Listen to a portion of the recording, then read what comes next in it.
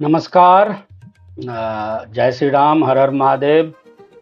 तो मैंने पिछला वीडियो शुरू किया था, आपको याद होगा। तो पिछला वीडियो में मैंने बताया था कि सूर्य से गोचर कैसे देखें और सूर्य से अपना साप्ताहिक मासिक फल कैसे देखें, अपना दिन अच्छा होगा कैसा होगा क्या होगा, इसको कैसे देखें। तो ये मैंने सूर्य के गोचर से बताया था, और प्लस ये भी बताया था कि चंद्र लग्न से देखना होता है। तो चंद्र लग्न से घर को गिनना भी मैंने सिखाया था कि चंद्र लग्न से मान लो सूर्य को देखना है, तो जहां भी आपके लग्न इसमें कुंडली में चंद्रमा है, वहां से सूर्य कहाँ है उसको गिने। सूर्य मीन्स अभी वाला गोचर वाला सूर्य, न कि जन्म कुंडली वाला सूर्य वो। और उस हिसाब से मैंने बताया था कि चंद्रमा सूर्य का 3, 6, 10, 11 होता है। तो मैंने कल डिटेल में समझा दिया था। आज हम चंद्रमा से चंद्रमा का गोचर फल देखते हैं। तो जन्मकालीन चंद्रमा से गोचर का चंद्रमा। अब गोचर का चंद्रमा क्या हुआ कि हो सकता है जन्मकालीन चंद्रमा आपके वृष राशि में, लेकिन अभी वो सिंह राशि से गुजर रहा। तो अब आप गिन लीजिए, वृष, मिथुन, कर्क, सिंह, 4। तो 4 घर आ गए हैं। अब चौथे 4 घर में मीन्स चौथे का फल क्या है, ये मैंने कल आपको समझा दिया था। एक बार उसी को रिपीट कर। अब आगे बढ़ने से पहले आप लोगों से रिक्वेस्ट है कि आप हमारे चैनल को लाइक करें, सब्सक्राइब करें और शेयर करते रहें, कि हमें भी उत्साह मिलेगा। तो चलिए आज मैं आपको चंद्रमा के गोचर को समझाओ। तो चंद्रमा सबसे पहले तो ये याद रखना होता है कि एक घर में वो कितने दिन रहता है। तो चंद्रमा 2.25 दिन होता है एक घर में। और ये देखना इसलिए जरूरी है कि जिस दिन किसी घर में चंद्रमा का गोचर हुआ है, जहां उस प्रवेश किए हैं, उस दिन से 2.25 दिन तक का आपका ये फल है। और मान लो आप एक दिन बाद देख रहे हो, तो अब तो एक ही दिन और चंद्रमा रहेंगे या 2.25 दिन रहेंगे, तो एक दिन के लिए वो फल होगा। तो ये चीज समझ लेना है। और चंद्रमा मैक्सिमम घर में अच्छा होते हैं। तो किस किस घर में अच्छा होते हैं ये नोट कर लें। 1, 3, 6, 7, 10 और 11। 1, 3, 6, 7, 10 और 11। तो एक मीन्स जिस घर में है, मतलब चंद्रमा से चंद्रमा का गोचर, वो इसको शुभ गोचर कहा गया है। बाकी को अशुभ गोचर कहा गया है। और एक चीज मैं और क्लियर कर दूं कि मैंने पिछले बार ये नहीं बताया था कि ये जो शुभ गोचर होता है इसका वेद भी होता है। जैसे मान लो सूर्य तीसरे घर से गोचर कर रहा है और उसका वेद 9वां घर करता है। मीन्स 9वें घर से में यदि कोई ग्रह गोचर कर रहा है तो वो उसका वेद हो जाता है। तो वेद वगैरह अभी आप मत समझो, ये ज्योतिष के डीप स्टूडेंट्स वाले के लिए है। वेद होता है, फिर विपरीत वेद भी होता है। तो अभी इससे ना देखें, आप अभी सीधा गोचर देखें, शुभ गोचर देखें और अशुभ गोचर देखें। तो मैंने अभी बताया आपको चंद्रमा के लिए, एक बार फिर से नोट करना चाहें तो नोट कर लें। 1, 3, 6, 7, 10 और 11। इस घर में चंद्रमा यदि गोचर कर रहे हैं तो शुभ होंगे, बाकी घर से अशुभ होंगे। तो अब क्या शुभ होंगे और क्या अशुभ होंगे ये समझ पाएंगे आप, तभी आप अपना प्रिडिक्ट कर पाएंगे आज का दिन या आज के अगले 2 दिन तक का आप गोचर प्रिडिक्ट कर पाएंगे। तो मैं आपको बता दूं, मान लो प्रथम भाव से गोचर कर रहा है, आपके जन्मकालीन कुंडली में चंद्रमा जिस राशि में है उसी राशि से यदि चंद्रमा गोचर कर रहा है तो इसको भाग्योदय बताया गया है। मतलब पहले इसमें भाग्योदय, और कुछ बुक्स में इसको भोगोदय भी बोला गया है। तो भाग्य का उदय होगा तो भोग विलास भी होगा।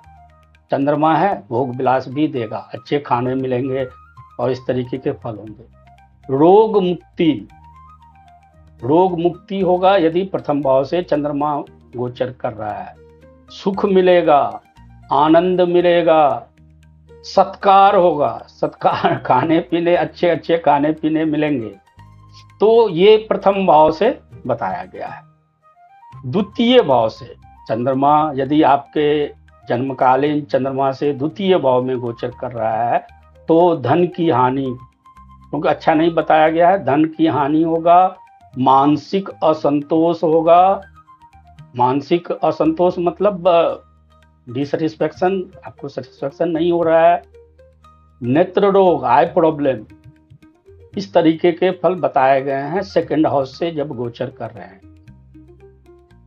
तृतीय भाव से, तो तृतीय भाव से बहुत ही अच्छा होता है, जय होता है। जय मतलब विजय, जय, धन, धन की प्राप्ति होगी, लाभ होगा, नए वस्त्र आदि का सुख होगा, वस्त्र वगैरह नए, मार्केटिंग आप कपड़ा उपड़ा खरीदेंगे, सुख मिलेगा, प्रसन्नता मिलेगी, आरोग्य होंगे। तो ये सारे फल दिया गया है तृतीय भाव के गोचर से। अब चतुर्थ भाव, चतुर्थ भाव में फिर अच्छा फल नहीं बोला गया है।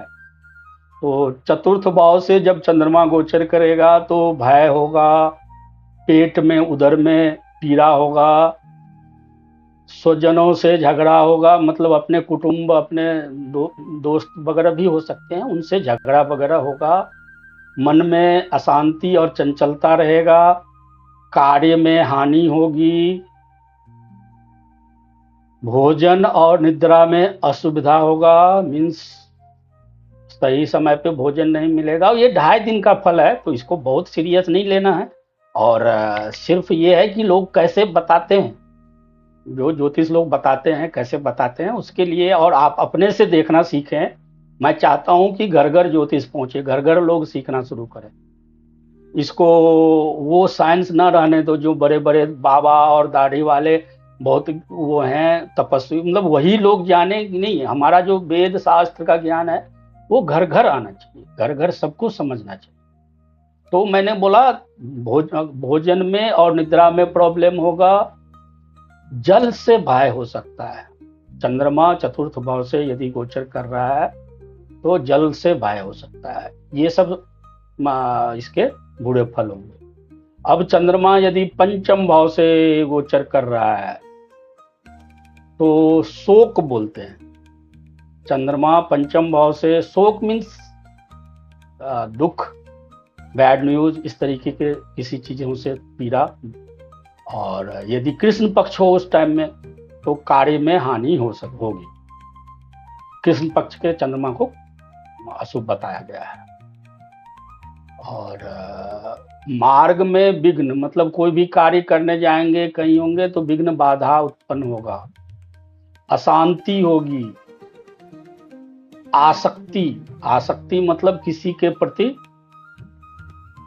बहुत ज्यादा, आसक्ति को कैसे डिफाइन करें, किसी के प्रति बहुत ज्यादा लगाव होगा लेकिन दुख, उसके कारण मन में दुख रहेगा, आसक्ति। अच्छा, चंद्रमा चतुर्थ भाव में यदि है तो शास्त्रों में गठिया, अर्थराइटिस का प्रॉब्लम भी बताया गया है। तो अब छठे भाव से, तो चंद्रमा का गोचर छठे भाव से अच्छा बताया गया है। तो अच्छा क्या होगा, छठा भाव रोग का है तो रोग से मुक्ति होगी, शत्रु का नाश होगा, लाभ होगा, स्वास्थ्य लाभ होगा, धनागम होगा, धन मिलेगा, यश आनंद होगा, और अपने घर में निवास होगा, मीन्स अपने घर में रहेंगे। चतुर्थ अपना ही घर होता है और चतुर्थ के कारक भी चंद्रमा होते हैं। तो नहीं, मैं अभी छठे भाव की बात कर रहा हूँ, सॉरी।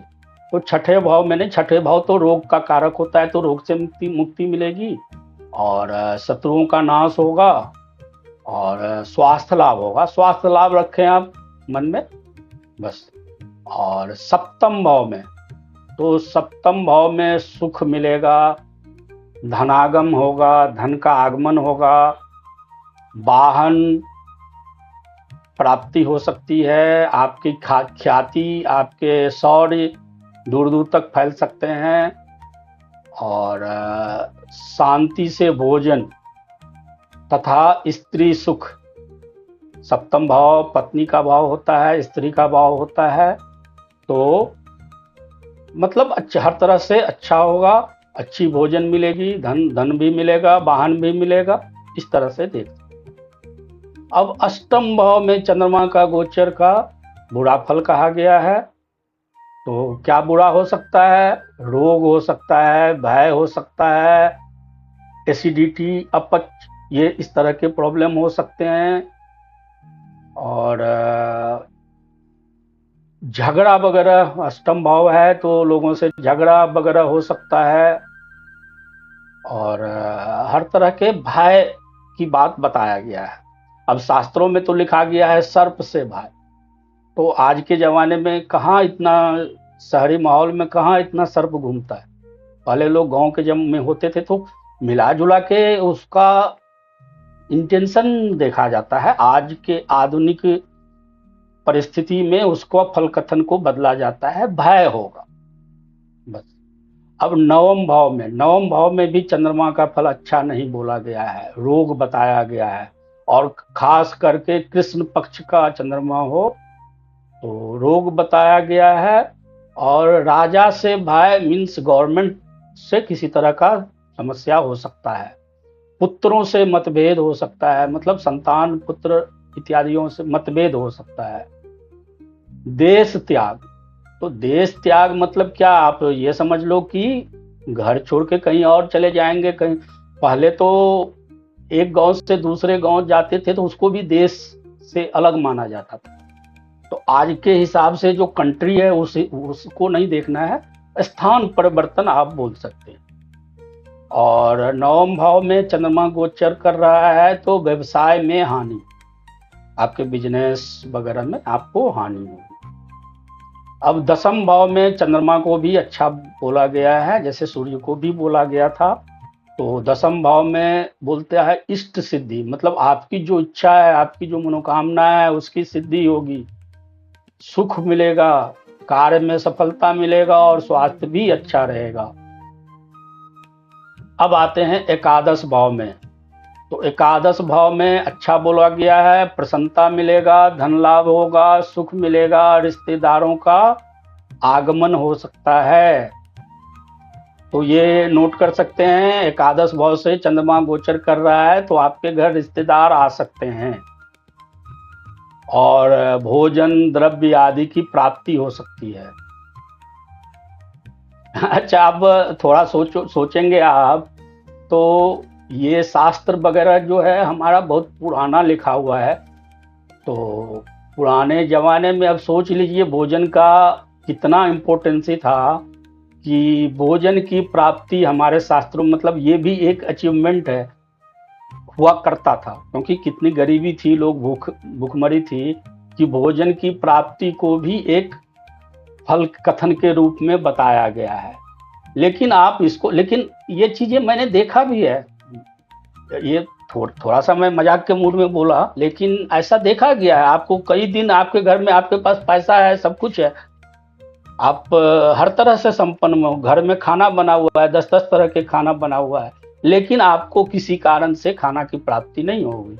ऐसा हुआ है और ऐसा मैंने देखा है। अचानक से कोई रिश्तेदार, अचानक से आपके पड़ोस में कोई घटना घट गई, आप खाना छोड़ के आप चले गए, अब फिर उसको हेल्प करने के लिए चले गए, कोई परेशानी में हो गया, आपका घर में खाना बना हुआ, आप खाना खा नहीं पाएंगे। तो ये चीजें भी देखा जाता है। तो शास्त्र की आलोचना करना तो सबसे खराब है। लेकिन हाँ, देश काल परिस्थिति तो ज्योतिष में बताया गया है कि फल कथन देश काल ज्योतिष परिस्थिति के हिसाब से करें। तो मैंने आपको एकादश भाव का बताया गया। और द्वादश भाव में खराब माना गया है, हानि है द्वादश का भाव। तो खर्चा की अधिकता होगी और शोक होगा, मानसिक और शारीरिक पीड़ा होगी, पैसे की हानि होगी, द्रव्य मीन्स रुपये पैसे की हानि होगी, रिश्तेदारों से आपको विरोध का सामना करना पड़ सकता है यदि द्वादश भाव में चंद्रमा का गोचर हो रहा है। तो मुझे बहुत ही अच्छा लगेगा जब आप अपना राशिफल स्वयं से देखना शुरू करें। और इस चीज को नोट करके यदि आप 1 सप्ताह 10 दिन आपने चेक कर लिया फिर आप मुझे बताना कि सही है या नहीं है। और किसी को अपना कुंडली डेट ऑफ बर्थ दे के यदि आप पूछ भी सकते हो, मुझे कमेंट में लिखोगे तो मैं आपको जरूर बताऊंगा। और ये लेकिन मैं चाहता हूं कि आप खुद से देखना शुरू करें। तो चलिए, धन्यवाद। चैनल को लाइक कर लीजिए, सब्सक्राइब कर लीजिए। धन्यवाद।